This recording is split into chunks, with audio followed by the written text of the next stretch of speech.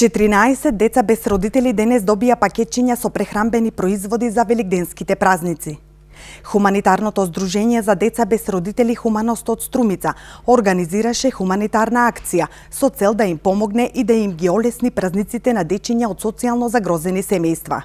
Тие добија јајца, сокови, чоколади, тестенини, зачини и се друго што им е неопходно за велигденските празници. Под списоку има 14 деца што се вистина загрозени семејства и што се без родители или без родител да речеме.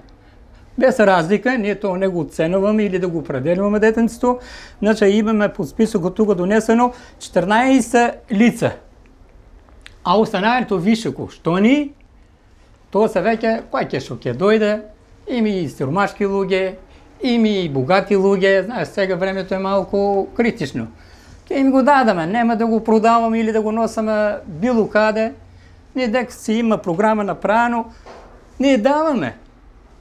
Пред миналната недела домашна поста им носиме на дечката и они да го пречекат Велиден и они да се зарадуват. Вакви хуманитарни акции Здруженијето Хуманост организира и по повод новогодишните празници. Како што велат оттаму, секогаш се тука да им помогнат на сите деца и граѓани на кои им е најпотребно.